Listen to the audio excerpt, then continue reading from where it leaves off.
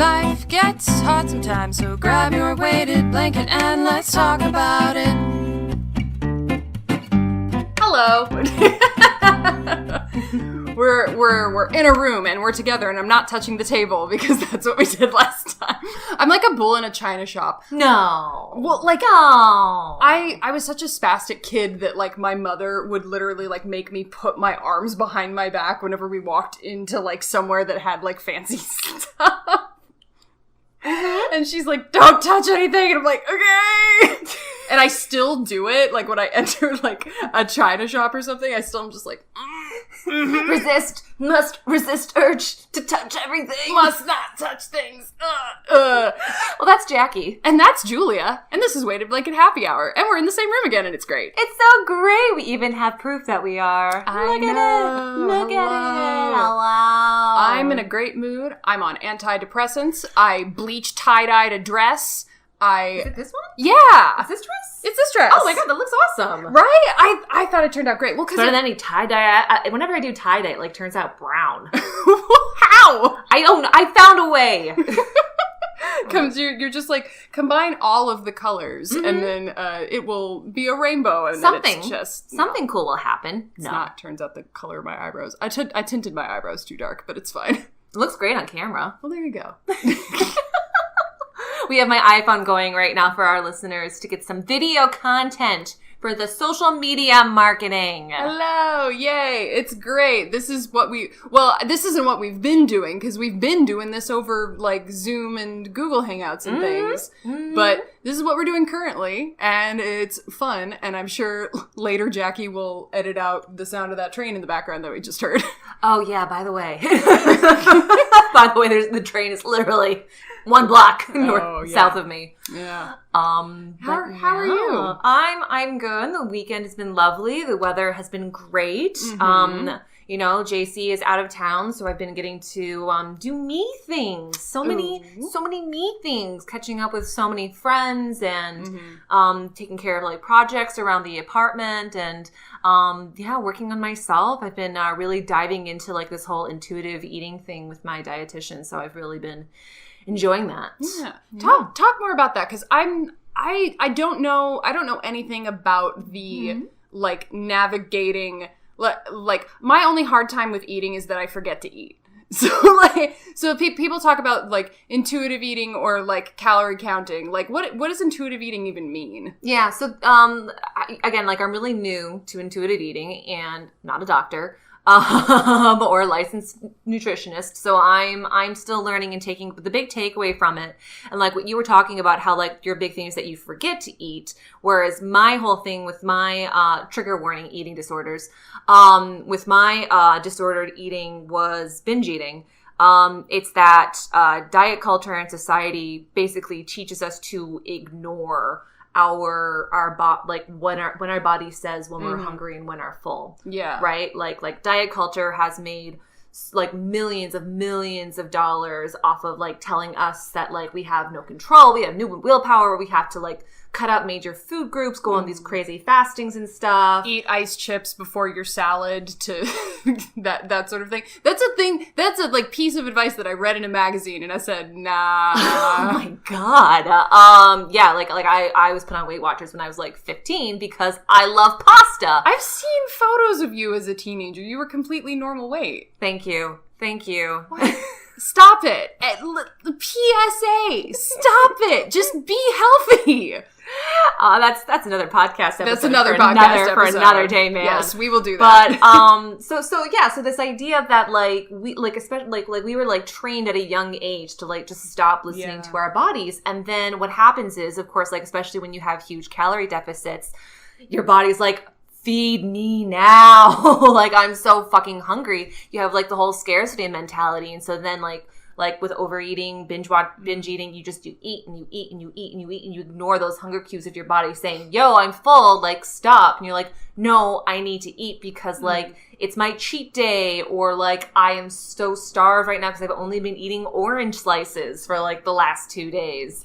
So the idea is to stop doing all of that. I agree with this part, yeah. Yeah, oh yeah, it's great. There's no tracking, there's no calorie counting, there's no, like meal prep, like whatever meal prep, like I do for myself, no, the only guidelines I have to follow is like the healthy plate method, right? Like you have a good carbohydrate, whole grains, vegetables, fruit, good protein. And the idea is to like get back in tune with your body of like listening, like when am I actually hungry? When am I actually full? Okay. Like, am I hungry for emotional or physical reasons? And, yeah. And if I have like, it's not even a craving. Like if I want a cookie, I can have a cookie. What? Yeah. What? Yeah, what? you can. What? And so the idea, plot twist, you right? can. So like that's the whole thing with it. Like there's no good, there's no bad food.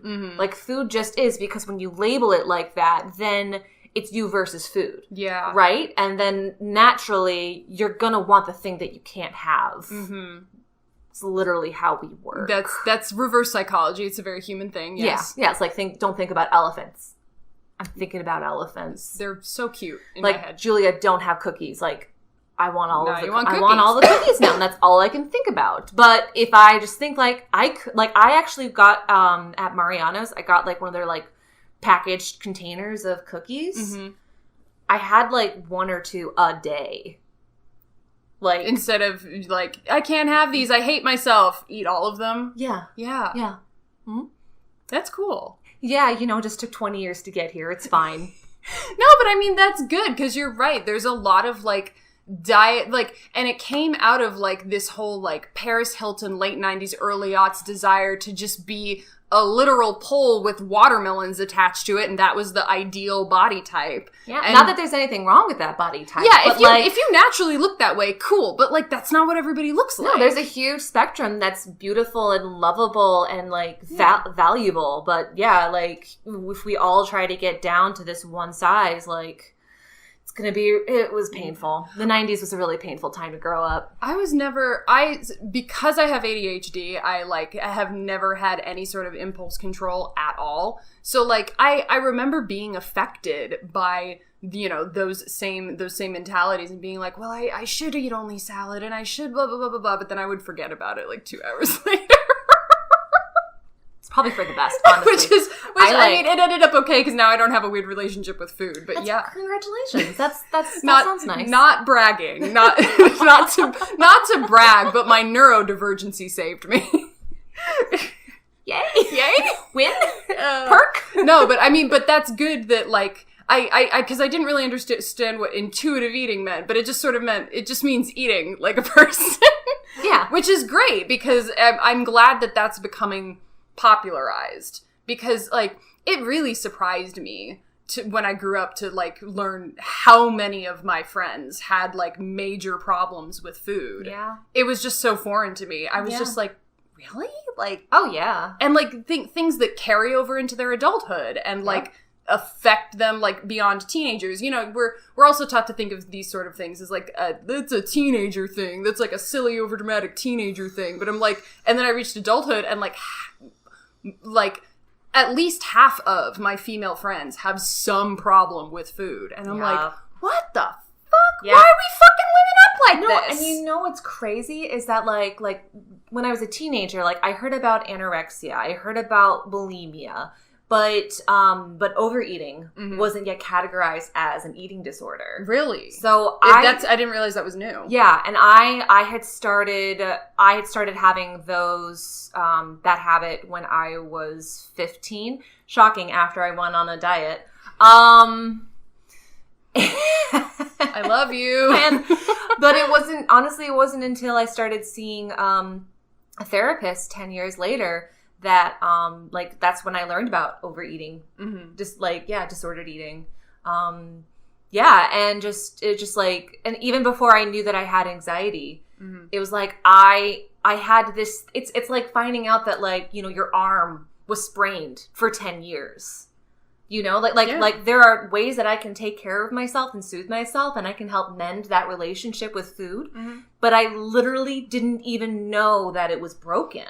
That's a big thing. It was just unattended for like 10 years. And just and then like, it wasn't even the arm. It was like my shoulder. It was my back. There were so many parts of me that were broken, and it all stemmed from anxiety. Yeah. At the end of the day, it did, but it really didn't.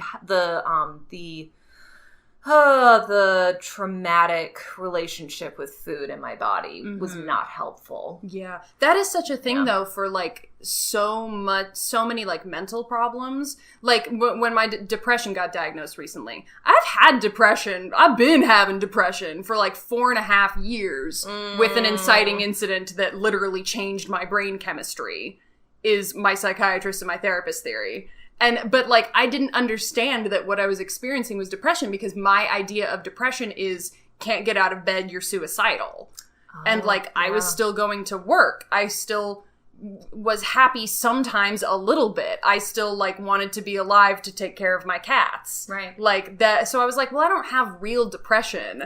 And it took me arguing with the psychologist who diagnosed my ADHD. I'm like, no, I don't have depression. And then she, like, described what I told her about my seasonal depression. She's like, yeah, and you said it comes back? And I'm like, yeah. And she's like, multiple times a month? It's just the worst in the winter? I'm like, yeah, that's seasonal depression. And she just very gently was like, that's major depression. Baby, you have depression. But you're just very productive. You just are very productive. I'm more productive now that I'm on antidepressants. But it's just like, it's that same, yay, pharmacology. But it's that same thing of we are taught to, and I can blame America, but I can also just blame the world. And, you know, the lack of money and attention put into psychology and the lack of education we're given about the subject. Like, so many mental problems go undiagnosed for so long because we're just taught to fucking ignore it and, like, push through. Yeah. Well, even, like, when I was, like, in my, especially when I was a teenager, like, in my depressed phase of, like, I can't get out of bed, or I'm just, like, sitting in the bathtub crying for hours by myself while eating a tub of frosting... My parents' response was, like, knock it off. Like, get over it. Like, you're fine. Like you got a roof over your head and food and you've got a good education. Like, what do you have to be depressed about? Yes. For starters, I didn't like my body, so, you know? Yes. And you have to live in that body every day, all the time, every second. Yeah. Well, it's just like, it was the same thing. And, like, your parents' voices are the voices that were in my head for 4.5 years. I was like, you're not depressed. You have no fucking reason to be depressed. You have a job. You have a roommate that you love. You have friends. You're not depressed because it doesn't make sense that you're depressed. Yeah. Well, it's so, like what we were talking about with our last guest, Natasha, about, like, how, like, I'm so good at, like, justifying things in my brain. Sorry, I was just looking at the time. Anyway. I appreciate that. I'm so good at, like, reasoning, like, well, like, I've got a lot of things going on, like, I can push through it, I can be better about this, like, I'm so lucky to have X, Y, and Z, and I remember being in my first couple of therapy sessions, you know, being like, yeah, this week was really stressful, but you know, like, I've had worse, or, like, it could be worse, and my therapist is like, you're just avoiding your feelings. She didn't say it like that, but we all know that I was hardcore ignoring my feelings. That's so real, because that's just what we're taught to do.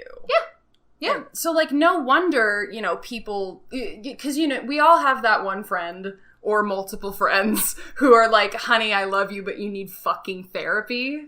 And they're just like, nope, like, and they're that push through person. And for me, the only reason I didn't keep pushing through is that I just straight up ran out of energy.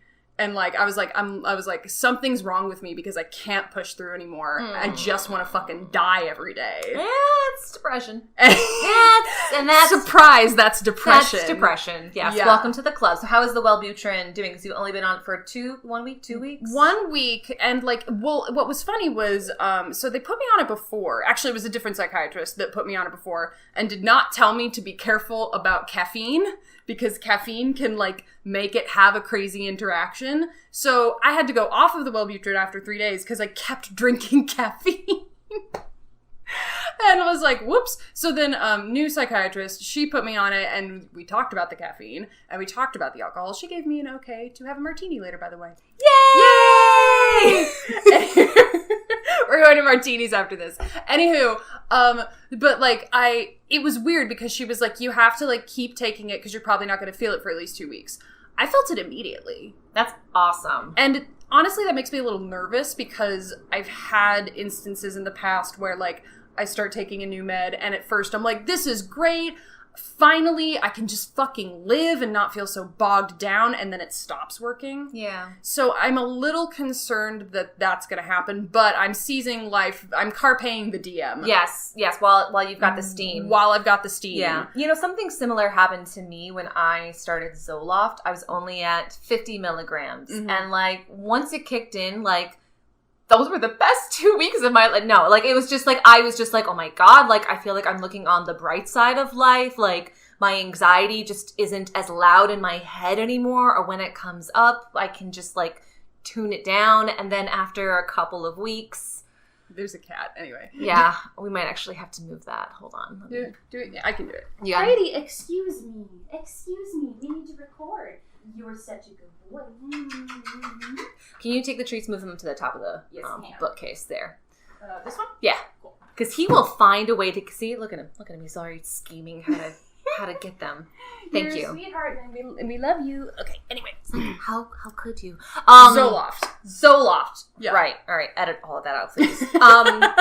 So it was going really well, but then after a couple of weeks, it was like the volume of my anxiety started going back up, and I was having a hard time tuning it out. Mm-hmm. And luckily, that was around the time when I was checking back in with the psychiatrist, and she said, like, that's totally normal. We probably just need to take it up 25 more milligrams. No more than that, though. Mm-hmm. You should be okay. Yeah. And I have been, honestly. Like, it's, like, the anxiety is still there. Like, the depression is still there.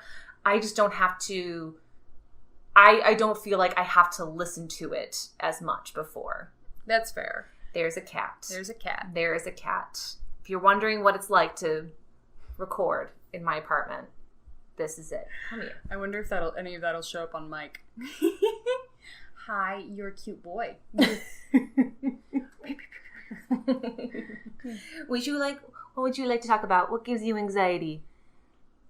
Grayson. He doesn't really meow, does he? He meows when there's food. He definitely meows when there's food or when, like, you're not paying attention to him. Grady, what do you recommend? What do you recommend to help people with anxiety and depression? Naps.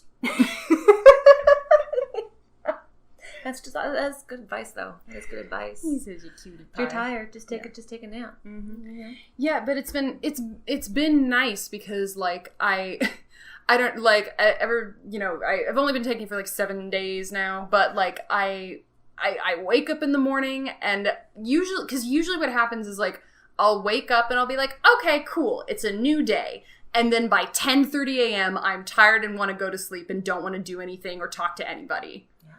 Yeah. Every day. But with Wellbutrin, it's like the feeling that I get in the morning of, okay, it's a new day, just sort of stays. Yeah. Like, I don't feel like Pollyanna, which I wasn't expecting, but I just, like, I have energy fucking finally. Yeah. Also, a big part of it, too, is quitting caffeine. Because I noticed when I quit caffeine before I went on my antidepressant that I had a steady stream of energy throughout the entire day. Like, I wasn't crashing in the afternoon feeling like, ooh, like, I hate being alive right now. Like, it just, like, I'll still wake up, I'll still be tired, like, I'll still have decaf or tea, but I think also, like, for us caffeine junkies, it's a good habit. Oh, I'm a huge junkie. Pre Wellbutrin, I was like a 3 cups a day minimum person. And, like, I'm still drinking coffee, but, like, I'll take the pill and then I'll wait a few hours to drink the coffee. Smart. Yeah. And then, like, even then I'll have, like, 1 cup max kind of thing. And it's nice because I still get to have coffee. Yeah. But also, I don't need it to survive. Yeah. My rule of thumb is if, like, I got less than 7 hours of sleep, then I can have it. But I'm only going to have, like, a serving of it, not my 3 cup. Oh, that was the other thing. I had this crazy thing happen because, like, I need so much sleep. That another clue. Hello, you have depression. I normally need, like, 9 hours of sleep to even, like, be able to get up in the morning.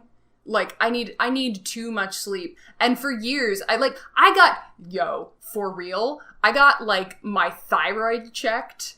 I got, like, multiple physical things checked because I couldn't fathom why the hell I was so tired all the time. I was like, I'm in good shape. I have a good diet. Like, why, like, what's up with this? It's like, well, maybe you have thyroid problems. No, your thyroid's fine. Maybe you have anemia. No, your blood count's fine. And I was like, why am I so tired all the time? It's depression. Yeah, no, I was the same way. Like, especially in the winter, I needed like at least 8.5 hours to feel like functionable. Mm-hmm. And yeah, it'd be like annoying. I was like, well, I got like 8 hours. Like, why do I feel exhausted for 8 hours? And it's because you're depressed. Because you're depressed, honey. You're depressed, honey. You need them antidepressants, sweetheart. but within this past week, on Thursday, I only slept for like 7.5 hours, which usually is nowhere near enough for me. But not only did I get up and work all day, I went to dinner with a friend. And I was like, I'm a little tired, but she's only in town for one day, so I'm going to go. And I went, and I was like, whoa, like, that's a huge thing for me. It's like, it doesn't, and it's these little things that like don't sound like they're that much, but I just like, it's huge. It's a night and day difference. And I'm really hoping that I don't like, I don't know, adjust to them, or that if we do, I'm also on a low dose, so we can always take the dose up. Yeah, you can always go up. So I'm hoping this works out in the long run, because I vastly prefer this past week version of me to the past 3 months version of me. Because she was cool too, though. She was cool too. She had problems and breakdowns, but she was still me. She was just sad. She was still a good friend, though. Thank you. She's still a good friend. Thank you. Well, I'm glad to hear that it's working out. Depressed you is also still a good friend. Yeah, I guess. No, we are about self-love on this show. Love yourself like I love you. Have you seen that meme? Where the person's like, I'm going to torture you, and the other person's like, oh, kinky, and it's like, you're a good person and you deserve love. And with that... I made her too uncomfortable, folks. And with that, get out of my apartment. We have a really great show today with Micheal Turrentine. Yes! He is joining us today. He has his own podcast, How Is Your Heart? Mm-hmm. But before we do that, we have to do our... What? Favorite part. What's that? Of the podcast. Ads. Amazing.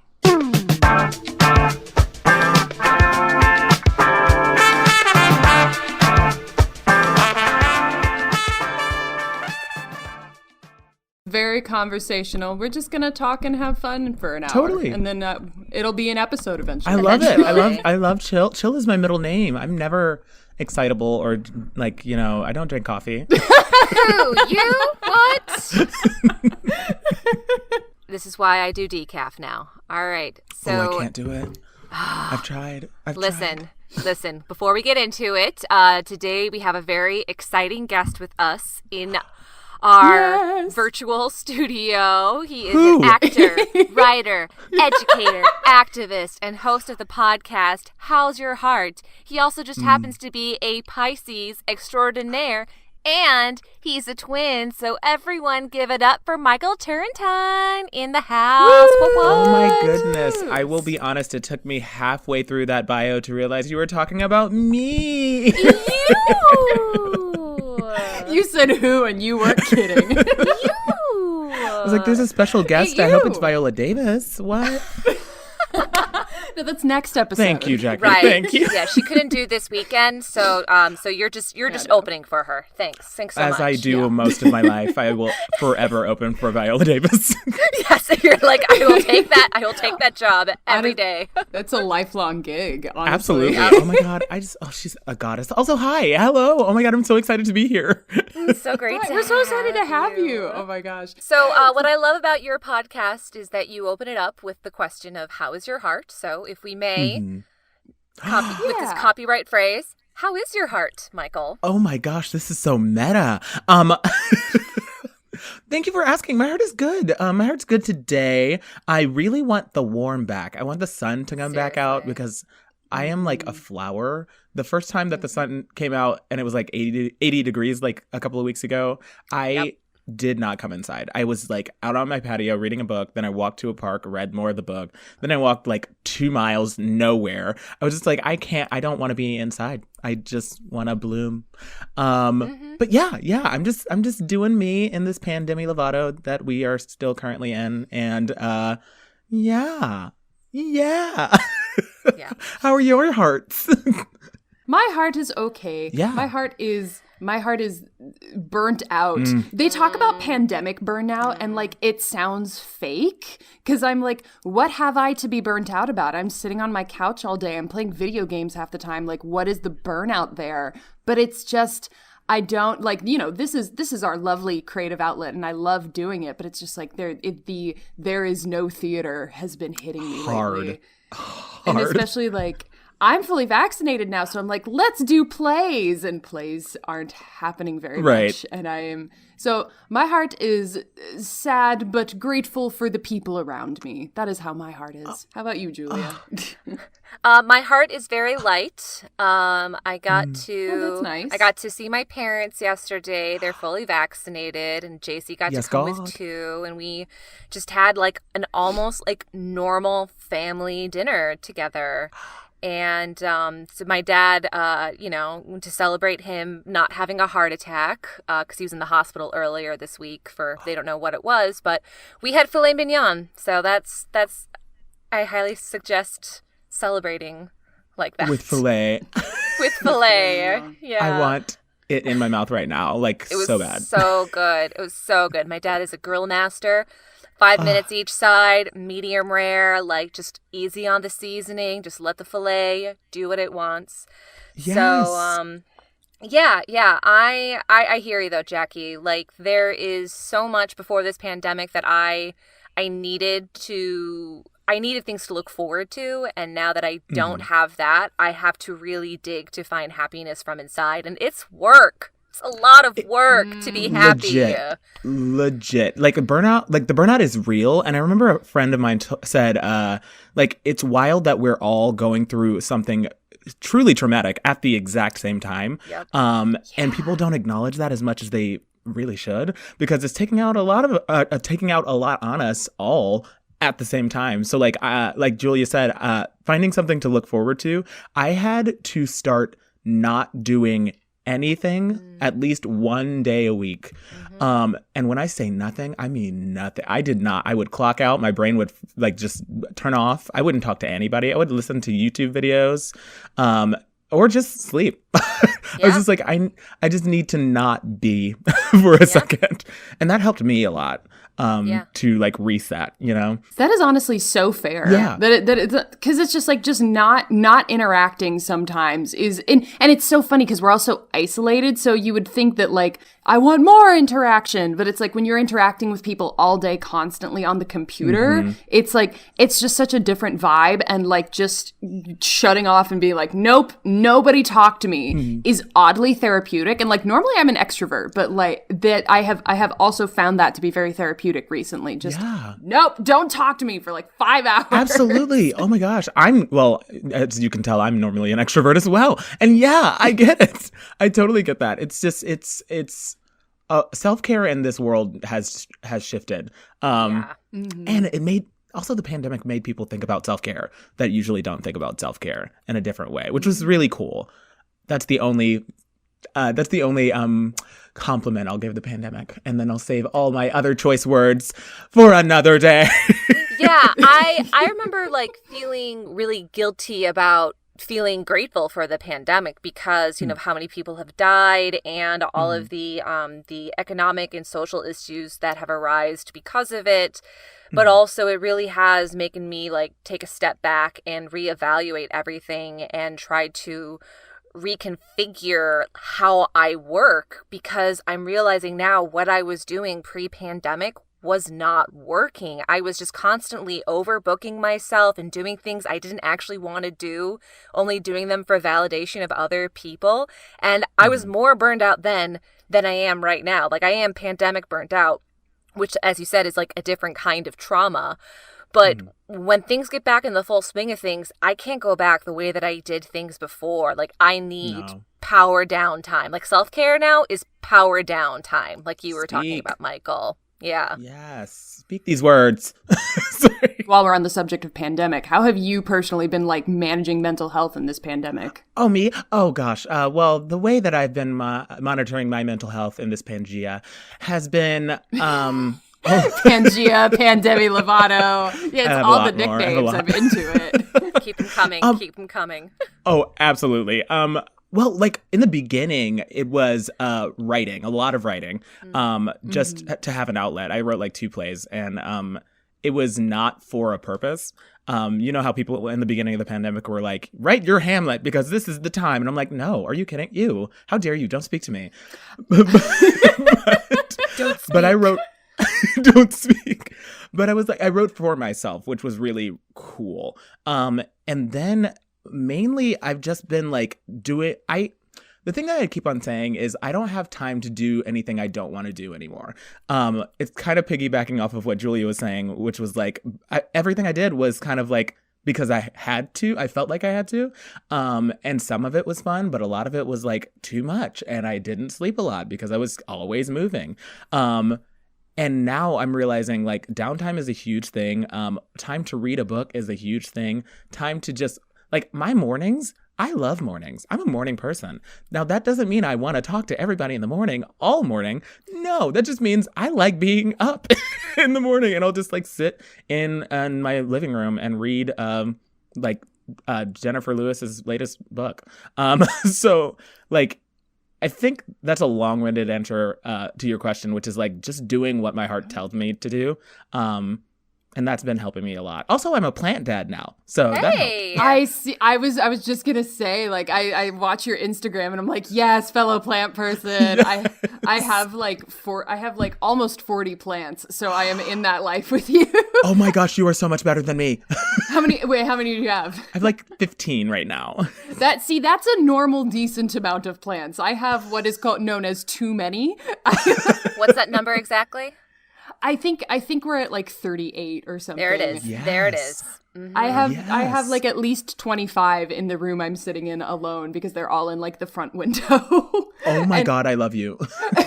Well, and it's like it started pre-pandemic as like an eccentric habit, but like in the pandemic, it's like the act of being able to just like water them once a week while like listening to music or a podcast or something, and just like being like, these are alive and I care for them and it's something I can control. Yeah, like absolutely. It is so therapeutic. And I'm just kind of just like, these will not die because I'm taking care of them. One of them is dying anyway, and I'm like, fuck you. But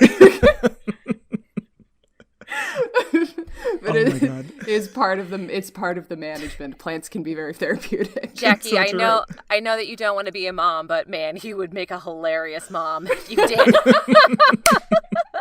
It's my mothering instincts like extend to animals and plants only. Yes. Like I get very emotionally attached to animals and plants, but the second that it's a human child and it makes noise, I'm like, nope, shoo. Shoo now. Shoo. Go put on your shoes and shoo. Why can't you just go back into a pot? Why can't you just go into a pot and sit there until I water you next week? Why are you making noise and overwhelming me? Why? That is the truest question as a parent. Why are you making noise? Oh, that is so good. That's the first 12 years. So good. Right off the bat. It's just the first 12 years. Someone should write that book and make so much money and then give me a cut of it. It is so true. Well, like there are all these YouTube videos about like what do these different types of meows on your cat mean, and I watch every single one to get 100%. So I can translate what my cats want, and most of the time they just want attention. They just absolutely. If I was not a crazy cat lady before this pandemic, I have full conversations with the two of them. They will meow at me, and I'm like, "What?" And then they meow, and I go, "Oh, really? Is that so?" And like we just like have whole ass talks. And Rose doesn't even care anymore. She's just like, yeah, she's talking to them, whatever. Like absolutely, there it is. I will it's happening again. pandemic life hit differently.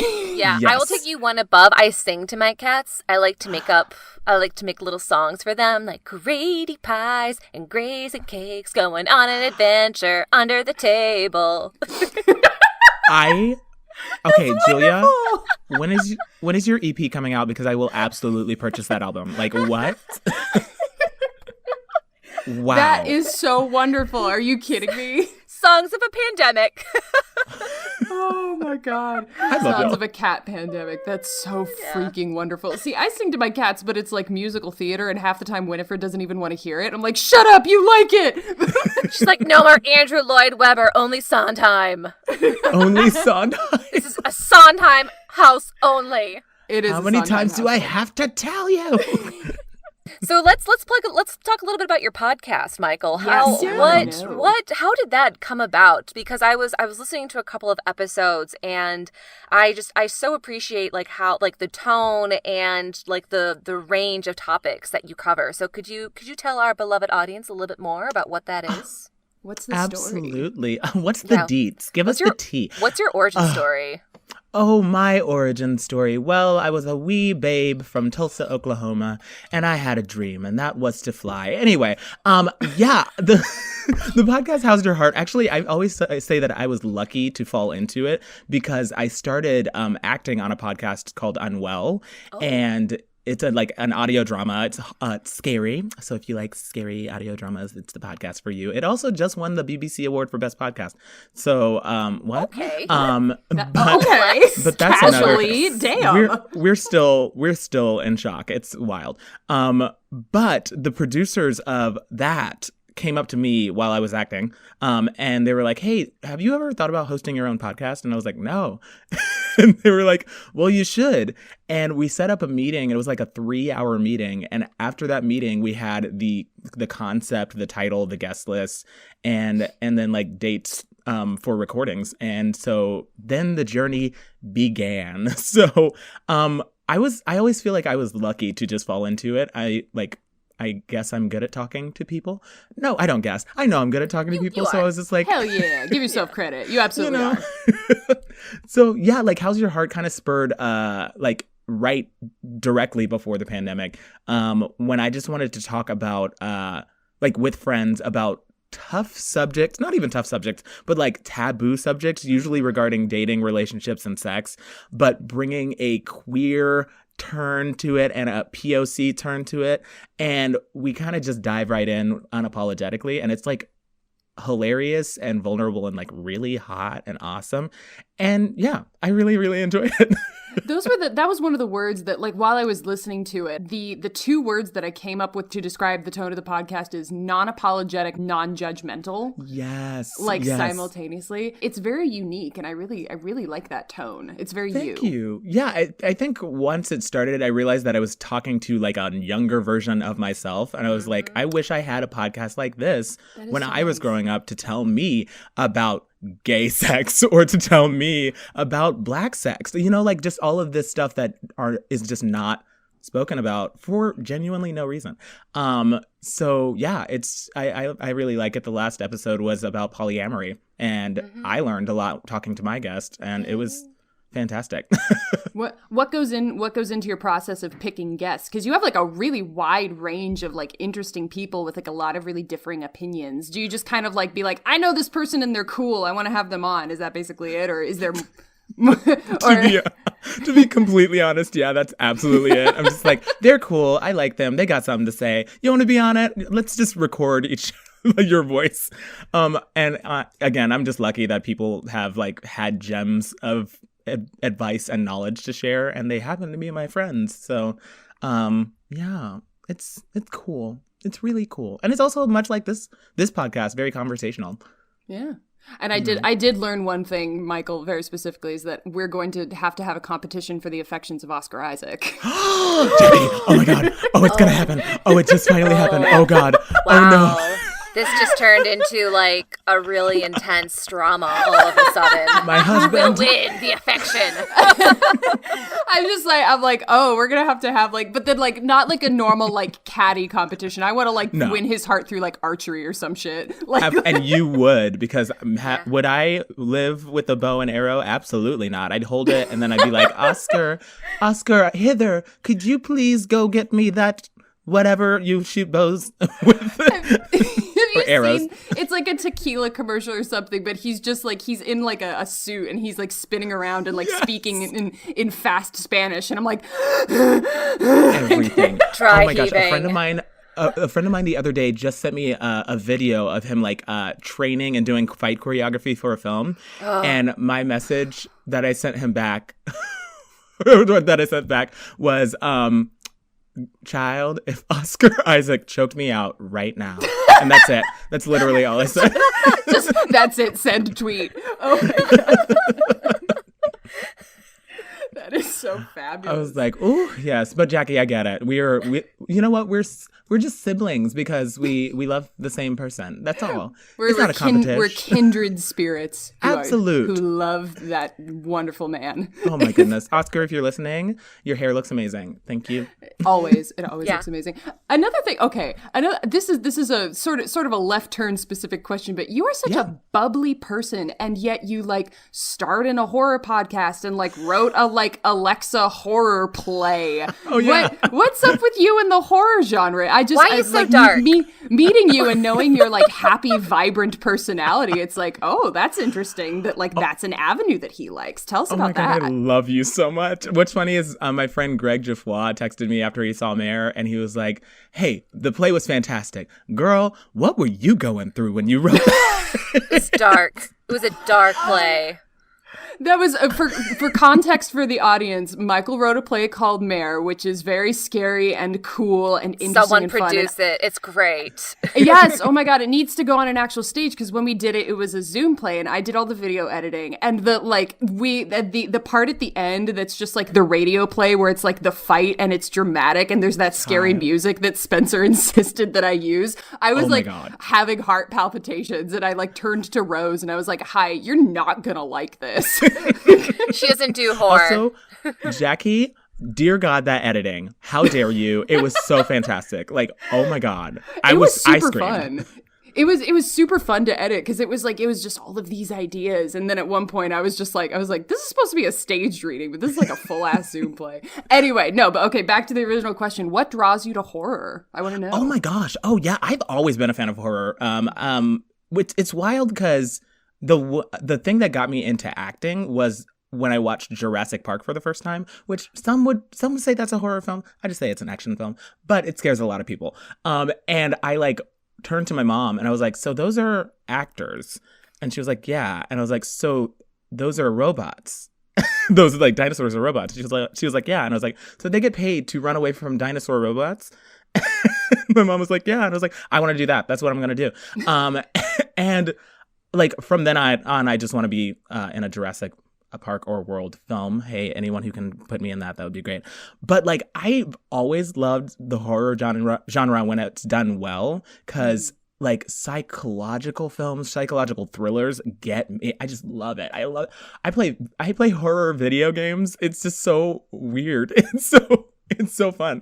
I don't know why. I don't know. I don't think it's like a messed up thing. I think some people get really scared of horror films and are like, oh, anyone who watches these is like demonic or something. And I'm just like, no, it's like, if it scared you, they did their job right. That's so cool. Like, wow, that's storytelling at its finest.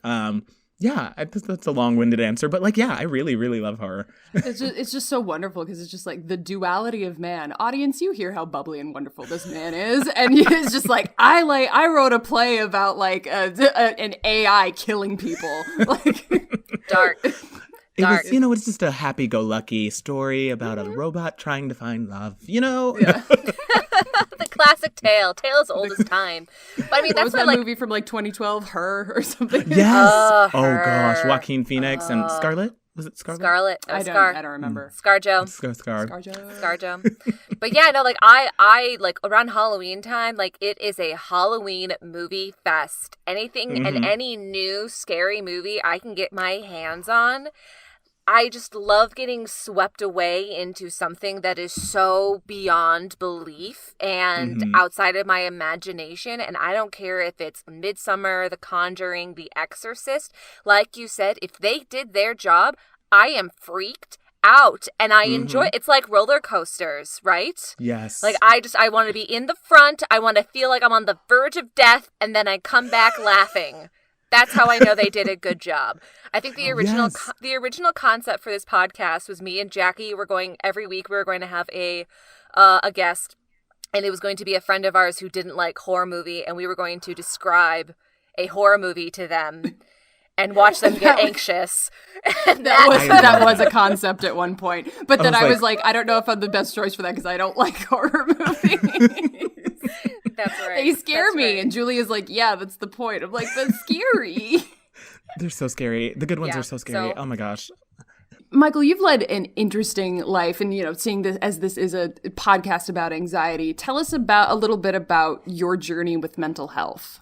Yeah, absolutely. Oh my God. Well, first off, I think it's really important to talk about like the fact that specifically in the Black community, mental health is not spoken about as much as it should be because there's a stigma behind it. Yeah, there's a stigma behind it in any ethnicity, but like I'm just speaking from my point of view.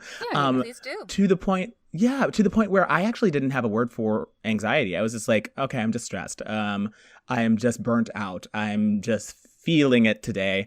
And I didn't really start qualifying it as anxiety until I moved to Chicago and started figuring out my life and who I was and working in the industry. And I realized exactly what Julia was saying. Like I could place a name on what was stressing me out, and it was putting thing upon thing upon thing on top of my plate and not really stopping. And then I realized, oh my gosh, I'm actually giving myself anxiety, or I'm getting anxiety from this certain burnout that I've been just continually going through. And that's also another stigma, that you just have to go through it rather than like stop for a second. Yeah, no, that's a good point. So yeah, like I think my journey with mental health has been like having a name for it and then figuring it out from there. And I think that's really important because like you can't really heal something you don't know is an injury. Yeah.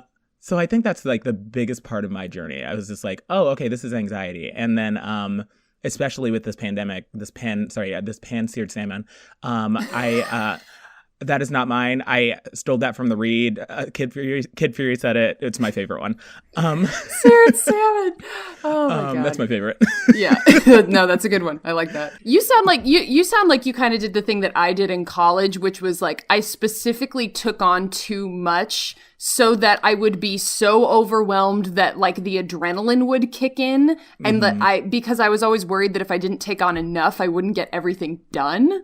Yeah. Because I would get overwhelmed by it and just wouldn't do anything. So I specifically took on too much in the hopes that it's like, well, if I'm just like panicking all the time, then I'll get everything done. Yes, it's gonna happen. I will get it done. Like I'm actually a very good worker, so it's gonna happen. Like yeah, putting yourself through it because you know you're like really good at what you do, but also like putting yourself in the back seat to what needs to get done. It's like, yeah, oh my God, that's exactly it, Jackie. Yes. This is actually like my horror. This is like a horror story now. And I know because like I did it to myself, but also I was very good at gaslighting myself into thinking I'm not stressed out. I'm just not working hard enough, or I'm not achieving enough. So I need to take on more and do more so then I can feel validated, so I can feel better about myself because I'm not allowed to feel good about myself right now.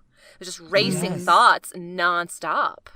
Yes. And like, if I can delve into a little, like a dark place. Please. We can go there. What surprised me about this pandemic is how much your body can feel it before your mind feels it.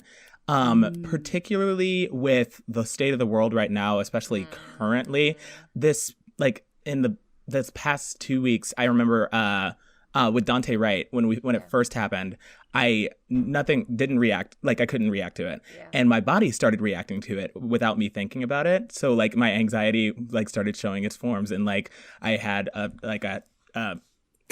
heavy chest, and I like had to monitor my breathing. And I was like, oh, I'm actually responding to this traumatic thing that I just like witnessed. Let me go ahead and take care of it. And I'm just like, that's wild that our bodies can do that without us at least trying to think about it. So I'm just like, again, going back to like calling it what it is. Hey, you need to call like anxiety, stress, mental health, and take care of yourself. Yeah. Because there's there's a lot of denial around it and embarrassment around it, which I understand. Like I get it because of the stigmas, but we need to stop that. You know, that rings so true. There have been multiple times, both just in my life in general, and also especially during the pandemic, where like there have been weeks at a time where I'm just like, well, I'm just tired, and it's just like, why am I so tired? Like I'm getting enough sleep. It's just like, oh, I'm out of shape or whatever. That's why I'm so tired. And then finally one day I'm like, what the heck? Why am I so tired? Like, why do I just not want to think all the time? And I'm like, oh, you're depressed. That's what it is. Yes. Yeah. So, yes, dear. And yes. So that rings so true that it's like you will subconsciously react to traumatic things before your brain realizes that you're reacting, because your brain wants to protect you. So your brain says, no, we put the emotion over there because that's scary and it hurts. But you're still feeling it. You're just not acknowledging that you're feeling it. I remember when we were in the thick of it last summer, and I was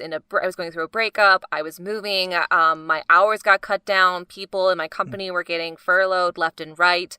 And it was just like this rising heat in my chest. And I being the nice Midwest girl that I was, like, everything's fine. You're fine. You have a job. Like, calm down. Like, you're not allowed to be upset. You don't get to be upset. But I could feel not just like my body reacting, but also my my bad habits come back with my overeating and overspending and over budgeting, just all like starting to creep. And like these are ways that I avoid taking care of myself mentally. And and now I'm at a point with my therapist where I'm like, I can't stop eating. Something's going on. I don't know what it is because, again, I'm really good at hiding it from myself. But this is a clear sign that something internally is going on that I'm not dealing with right now. Yeah, absolutely. Yeah, like finding the signs that, like, yeah, it's like, let me see if I can formulate the sentence best. You found out the ways that you give yourself clues to take care of yourself, which is really cool. That's really good. Oh, that's a really good way of thinking about it. Because I was just going to, hop on the complain train and be like, yeah, sometimes I just want to drink every day. And I'm like, fuck you, what's wrong with you? But like, no, that's exactly what it is. It's that your subconscious is trying to clue you into like, hey, remember that thing you didn't want to feel? Like, you actually need to process that. Yep. Mm-hmm. Yep. And it's just, Ooh, and that's especially... That's a really good point, Julia. Oh my God. Anytime. Well, anytime like I come to my therapist with that, like, hey, like I started overeating again, or I'm overspending, or I am planning my life up the wazoo. And then I tell her I'm trying to figure out what it is. And she always reminds me what a big step it is just to acknowledge, just to catch myself. Because I might not know what the root of the cause is, but just stopping and saying, this is not normal behavior for me. Something is going on. I'm going to have a cupcake first. Then I'm going to figure it out. And that's okay. Let yourself have the cupcake. Yeah. Have a cupcake, the bottle of wine. Like, let's reconvene tomorrow. It's okay. And taking away the shame, too, of like, I have no control. I have no discipline. I'm spiraling. Yeah. It's just a part of the process now of just... oh, I'm experiencing an emotion that's really hard for me to admit due to whatever given circumstances. It's going to be okay. Yeah. Give me another cookie. Yes. Oh, I want a cupcake now. Oh, same. So kind of on that subject of like managing mental health in a pandemic, and like Michael, you talked a little bit about like you get to create for you in this pandemic, which is nice. I want to know like what's your favorite thing that you've worked on in this past year that was just for you?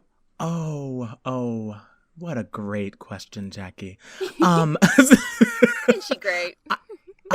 She is. Oh my God, you're phenomenal. How dare you? Stop it. Golly gee willies. I think my favorite thing that I worked on it was a play, and it was with New Colony. It hadn't gotten a reading, and it was called, or is called, Untitled Queer Romance, and it is just strictly about gay love. And I was just like, I just want to write something about gay people. Let's just do it. Let's just do it. And I had the pleasure of like working with New Colony on their like new play process, and they got actors to like improvise scenes based on characters that I like wrote, or character descriptions that I wrote. And child, when I tell you I wept, I was like, oh my God, I'm so good. I'm so good. I mean, you're good. Y'all are good, but I'm so good. You know? Yay! That's wonderful.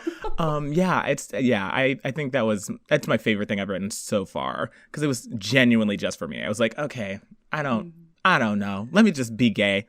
Well, we're getting on the LGBT train for 2 seconds because I need more. Let's stay on this train. Stay on the train because I need more fucking plays about gay love. It is like, I don't get cast as the ingenue. I don't get cast as the mothering type. I get cast as the fucking loud feminist or the lesbian. And I need more goddamn gay roles. All I want, my dream in life right now is just to do a lesbian production of West Side Story. Has that happened yet? Because you're gonna hate it too. I want to be Tony with my short haircut. Like, I want to do it. Yes. Oh my gosh, Julia, you're on it, right? I'm on it. Julia, I know you're done with casting, but do you want to move into producing? Fuck yeah, I do. I'll do both. I get paid twice as much. Let's do it. Let's freaking do it. Oh my gosh. So it's like, I love that there are playwrights like you out there, like just making more gay work. Keep doing gay shit. Gay work is the best work. I recently got a TikTok, and Wait, what's your handle? I want to follow you. Oh, it's Turrentine 5. Everyone follow me. It's so fun. I love it. I just don't know why it took me so long to get a TikTok. TikTok would love you. It's so I'm great. also on TikTok. Oh my gosh. Wait. Okay. We're going to exchange hand rolls because I need to. Yeah. I said hand rolls. We're going to exchange bread rolls. All of my handles are just Jackie Joanna. So. Oh, awesome. Okay. Then it's already there. I'm already following you. Do it. I did a TikTok the other day that literally said, I was like, I was just thinking, I think about this a lot. I don't know who else thinks about this, but y'all, being gay is like really cool. Like, I think about straight people, and I love you straight people, but like, are y'all bored all the time? Like, I would be bored all the time if I was straight. And it was just a genuine question, and people were like, yes. And I was like, what do straight people eat? And the things that I've gotten from people are just so funny. What do straight people eat? Do you guys just eat like chicken sandwiches all the time? Like, what do you eat? Like, like to each their own. And I love chicken sandwiches, but like, I'd be bored after a while, Like, oh my God, that's so funny. All that to say, being gay is cool, y'all. I agree. It's great. I'm a fan. I'm a fan of the community, for sure. I was lucky to grow up with 3 lesbian aunts in my family, so it was just normal for me. The first time I met someone who was homophobic, I just was like, what's wrong with you? Yeah. What did this person do to you? What's like, what do you care who they marry or what they do? Like, seriously, how does that affect your life? I don't understand. Come on, Julia. Honestly, what a great attitude to be raised with, because that was not the attitude I was raised with, and I did not understand what the heck my sexuality was until I was in college and was like, oops, I don't think I'm straight. Oops. I was like, oh, oops. It's like, by what? By what? Like, wait, no, but this is a good topic. Wait, hold on. And I mean, like, if the story's sad, you don't have to tell it, Michael. But when did you know you were gay? Because, like, for me, like, I didn't understand my sexuality until college. But also, I've always been a late bloomer. And I love hearing people's, like, oh, shit, that's what it is stories. I knew very young. I knew very young, but I came out when I was 16. Okay. I knew that I was gay because I was attracted to a cartoon. And I actually talked to Paula Ramirez on one of the episodes of the podcast. And I was like, guess which cartoon I was attracted to? And the cartoon was Balto. Yeah. That's Yeah, he so can get it. wonderful. You know what? get They it. drew that anthropomorphic dog a little too hot. He was so hot. His eyes, he loved kids. He was strong. Are you kidding me? Brave. You're like, so this is brave the and man I courageous. need, but it's a Yes. dog. He was not a pushover. And then don't even get me started on Simba and Kovu, Lion King and Lion King 2. Oh my God. Like, wow. But yeah, that's how I knew. And I was like, oh, okay. Okay. But it didn't come out until I was 16 and I was in high school. And we did it. I came out at a retreat. I went to a Catholic high school. And right, it was wild. And in this retreat, they had 12 like speakers, and I was one of the speakers. And the speakers basically talk about their life. And before that moment, I had never told anyone. And it was me in front of a room full of like, I want to say 100 people. Half the football team was there. The football coach was there. My cousin, who I call my sister, was there. And I like told them, I said it, I was weeping. And afterwards, everyone gets in a line and starts hugging the talker. And the football coach came up to me and he was like in tears. And he was like, if I have a son, I want him to be just like you. Oh my God. That's What? okay. First Wow. of all, in front of 100 people, the moxie. Are you kidding me? I've That's always really been beautiful, daring. y'all. That's really And, beautiful. but that is a better answer than I could have ever expected. That is Seriously. so wonderful. Thank you, everyone. It was a wild time. I was a wild child. That's wonderful. See, because like I didn't, because Julia, you were talking about earlier how like, oh, like in growing up, you're either gay or you're straight, and that was very much the mentality that I had. And like in second grade, we learned what gay meant, and like I was like, well, what's gay? And like my friend was like, well, it means that if you're a girl, that you like girls. And I just said, wait, doesn't everybody like girls? And yes. And she was like, no, because you're supposed to like boys. And I was like, oh, well, I like boys. And she was like, well, then you're straight. And I didn't question that until college. This little child knowing every single thing about sexuality. How dare you? Screw No. her. Screw her. No, she was wonderful. She was like the very precocious, like confident friend. And I was like, I'm just like, I hope she's doing well. But it was like, I was like, cool, that's the definition. And then just didn't question it. And then way later was like, oh, I think something is different. Like, Well, then you're straight. Okay, sure, great. Yeah, sure. Okay. Yeah. I really want to know about, Micheal, your relationship with anxiety and dating, because you talk about dating a lot on your podcast, and we also love Yes. talking about dating, but specifically with anxiety. So how's that been for you? Ooh, mama. Yeah, actually, I say ooh, mama, but like it's actually been okay. In the beginning of the pandemic, the anxiety around dating was just very high, like most people, because everyone was trying to figure out and navigate how to do it. Yeah. Like I was on my fair share of Zoom dates, honey. Let us forget. Let us Fair forget. enough. Not I was where gonna it's say, at. Julia, you went on some Zoom dates too. I didn't try the Zoom dating thing, but the whole thing sounds like it was kind of stupid and miserable. Am I correct in that assumption? In theory, because we do Zoom interviews all the time for my work, so you'd think, oh, this is a really like nice, easy, low risk way of meeting someone and weeding out the weirdos, and then all of a sudden, all of them were weirdos. No one had any on-camera charisma. I couldn't tell. I had one guy call me from his childhood bedroom because he was visiting his parents. I was like, we could have rescheduled this for a better... Baseball trophies in the background Seriously, behind his twin I'm bed. not. There was with like a fucking jersey on the cubbies. wall. He's like talking from his twin-size bed. He's like a 30-year-old man. I'm just like, what's happening Honey. right No. So you go from thinking that, like Zoom calls are the answer to helping me with my anxiety to, I know less than I did before this call. We need to back up. Yes. Oh my God. And I love how you equated it with Zoom interviews, because that's exactly how they felt. Like all of them for me. Yeah. And all of the Zoom dates turned into basically an interview about how you were doing, like in the pandemic, which is, everyone needs check-ins, but this was a date. And it did not, it turned into a therapy session with me being the therapist. And like, I I was not into it. I wasn't. So there was a lot of anxiety around dating in the beginning, especially as you went through the pandemic.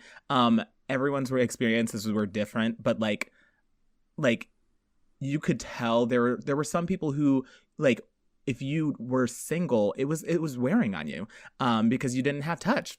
Touch is my love language, and that got to me for a while. I was like, I just want to hug. I don't have to have sex with anybody. Just hold me, like hold me for an hour, and I'll be fine. And then there were people who like didn't need it. They were just like, oh, I'm good. Like I just want to me in every episode of Ozark. But yeah. Oh. Which I also watched Ozark, all of Ozark over the pandemic. Yep. Wild show. Say no more. Say no more. Paints a picture. I've not seen it. It's wild. But yeah. But like now, especially because I recently got fully vaccinated as well, Jackie. Yay, and, Vax Club. Yeah, come on, babies. And like I think the anxiety is now shifting to how do you navigate back to whatever is going to be the normal, like, like how do you like? Because now I'm on apps and someone will invite me somewhere. And I'm not ready to like eat inside with a stranger.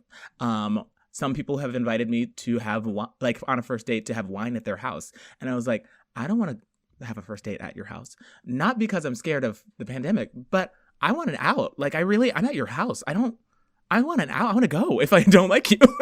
Yeah, that's fair. Yeah. I had to, when I was app dating last summer, I just started really questioning what the hell I was doing before this pandemic. There were so many questions that I needed to know up front, like who are you voting for? Like what how are you doing in this pandemic? Do you believe in wearing masks and social distancing? And and also like I was being very upfront with myself, like, hey, like just so you know, I'm going through a breakup. I don't know how emotionally available I'm right now. I just want to be upfront. And I was just asking, like, why was I not dating like this before? Right. These all seem like very valid, important questions and things that I should be. Hi, Mr. Bingley. Hi, Bing Hello. Bing. Hi, fuzzy boy. He's being a pest today. He has to have attention. Anyway, keep going. Yeah. So but cute. even you know, like meeting strangers out for drinks and just being upfront and honest. I got way more likes than before because I was so honest and vulnerable in a way that I had never been before in the pandemic.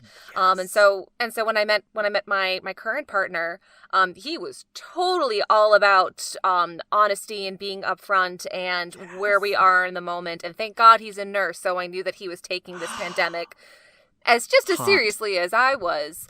But it really did. But like people being like, hey, like, let's just meet up at this bar, or hey, why don't you come over to my apartment? Why would I ever do that in my life? I can never. Or just someone that you like just met once and all of a sudden they're like, come over to my house. I don't know who you live with. I don't know who you interacted with before this. Exactly. I don't know if you're a serial killer. Like, too. I'm not going to come to your house. Like, are you, I don't know. You know how many guys would slide into my DMs with their address? And I just be like, you don't know if I'm real. You don't know. Straight cis men do that shit. That's what they do. They think no one's gonna kill them, and I'm just. And then they follow up with a dick pic. Oh God. I can't even. What kind of freedom must one experience to be comfortable doing those things in that order? That's this. Wait, straight people, we're not bored. We're just tired. We're just. You know what? Really there it is. tired. Yes. That makes so much sense. Yes. My heart is tired. Accurate. Yeah. Is that the episode or the title of this episode? My heart is tired. People are just tired. But it was but back to dating. It was a whole different kind of vetting process that I had never done before. And once I got that system down, I looked back and felt very irresponsible for how I just ran around town. Yes.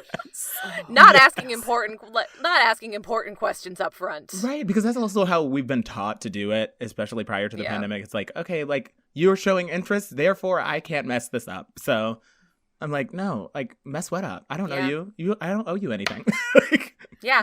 I would never ask guys, what are your intentions on a first or second date? I would be like a month in, mixed signals, like translating texts, sending them to 5 different friends, and then surprise, he's too busy to have a relationship. He texts you once a week, but whenever he texts you, it's like really enthusiastic, and you're just like, I just don't know what he wants. Like,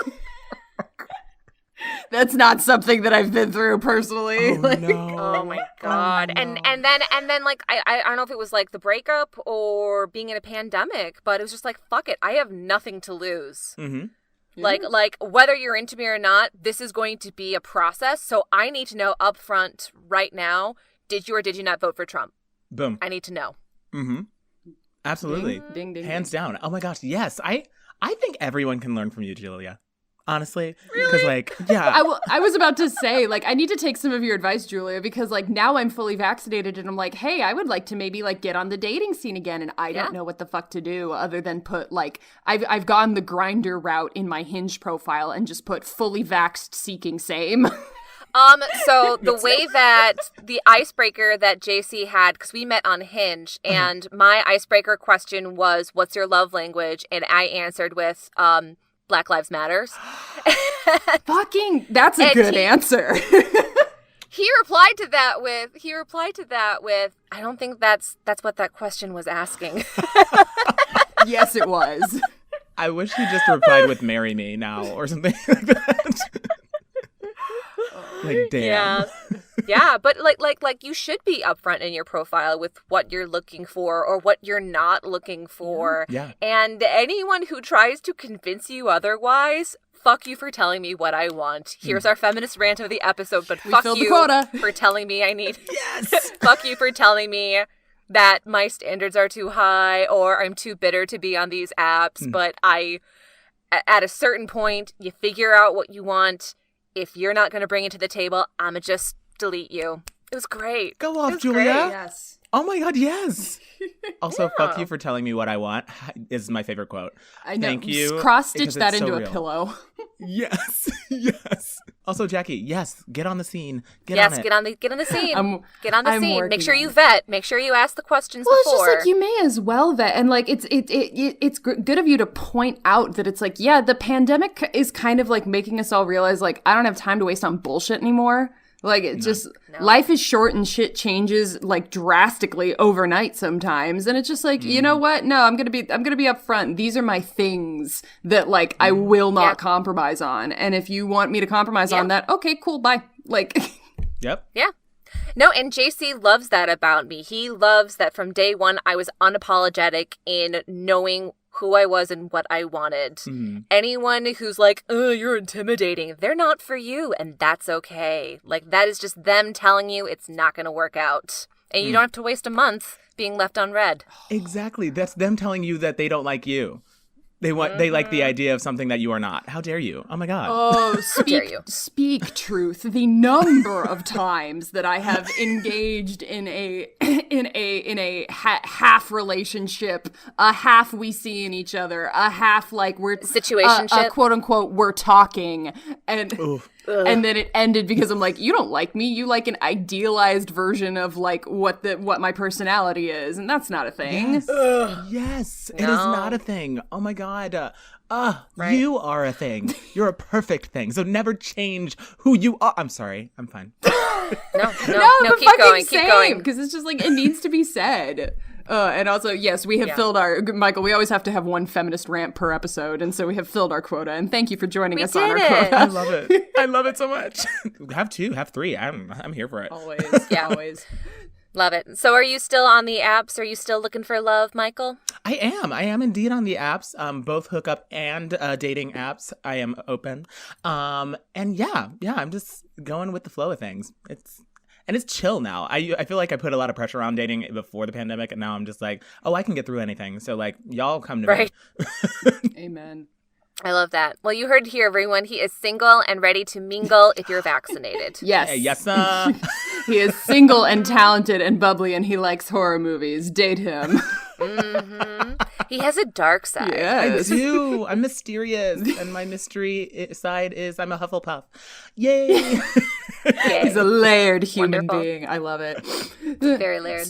Well, as we are wrapping up, at the end of every episode, we like to talk about what we did for our self-care for the week. We would like for you to join us, Michael. Yes. And I went first last time, so Jackie, why don't you go first, and I'll go after you, just to give Michael some time to think of Yeah, his. let's see. What was my self-care this week? I had a bit of I had something of a downer week, but honestly, my self-care this week was my plants and my cats, quite frankly. Sometimes it's the little things. Sometimes it's simple things. And like especially Winifred has this like weird sixth sense for like when I'm like actually legitimately upset, and she will come like running from across the house and just show up. And she doesn't do anything special because she's not a lap cat and she doesn't really like being picked up, but she just shows up and she's there. And then I'm just like, oh, it's you. I love you. So staring at my plants in the window, knowing that they are all healthy except for the alocasia, that bitch. And Oh my God. Jackie, I love you. I hate this thing. I've saved it from spider bites 3 times and it is still dying. And I'm like, if you want to die, then fine. Anyway, but other than I'm doing everything I can. but other than that, the plants and you know, just the cats just being there and existing and making me happier when I'm sad over nothing. That's been my self-care. How about you, Julia? Yeah, I love that. Grady does the same thing. He's not a cuddly cat. He will only come cuddle up next to me if I'm unconscious, like sleeping. But when I am upset or I am stressed, like he will come up right next to me and he'll just sit next to me and he'll just look at me like, don't make a big deal out of this. But I'm here for you. It is like a weird sixth sense that he has, and it doesn't happen enough, but I appreciate it when it does. And my self-care, I'll be the same, but yeah, just spending quality time with my boys, with my cats. You're such wonderful boys. They're good. They're good guys. They're good guys. Michael, for context, me and Rose low-key convinced Julia to get cats, and I'm so glad we did. Yes. They oh my did. God, yes. They did. I went from I can never because I'm allergic to I have 2, and I have too many litter boxes now. That is the level of cat lady I'm at right now. Why do I have so many litter boxes? How did this happen? They were all on sale, I swear. And I have been playing with Grayson more because I'm trying to help him lose weight. That was juicy. Sorry, everyone. We're keeping that in. Anyway. Great. He's like, Cass, achoo. Yeah. Oh man. So Anyway. yeah, play with your cats. It's good for them. They need it. Yes. With your cats. Well, Michael, how about you? What was your self-care this week? absolutely. My self-care this week, I spent last Sunday like meal prepping for the week, and I basically, it's like a ritual for me, and I made roasted veggies that included broccoli, corn, sweet potatoes, Brussels sprouts, cauliflower, and then quinoa, and then I baked some salmon, and all of that while listening to Paramore, and it was everything. It was just everything. I was like, that's what you get when you let your heart win more salt. Oh. Those are the actual lyrics. And so, Michael, let's take this moment to spiel all of your things. Yes. If people want to find you, where can they find Plug you? everything. Go. Wow. Oh my gosh. Okay. It's like the end of a medication commercial. You're like, and CDC. No. Listening to Michael Turrentine's podcast may cause happiness. Like, It may cause you to think outside the box. Oh, absolutely. Well, I am Michael Turrentine on Facebook. I'm mturrentine5 on Instagram and TikTok, as mentioned before. I am How's Your Heart 1 on Twitter, and you can find the website How's Your Heart at Audacious Machine Creative / How's Your Heart. And then I think that's it. Honestly, Apple Podcasts, if you want to listen to the podcast, go for it. Also, we're on Stitcher, Spotify, wherever you need. It's a big old picture of my face. So. The best picture of your face. All right. Well, thank you for joining us today. Yes. This has been so fun. Oodles of fun. Miller a blast. I have Thank too you. much content. This is just going to be a long episode because That's a good problem. It is. We'll just do a short intro. Who yeah, cares? fuck it. Let's go. right. But thank you so much, Michael. Oh my gosh. Thank y'all so much. I love y'all and your cats. Yay. We love And you. we want And hey, you do yeah, it. You do it. No. No, you? All right.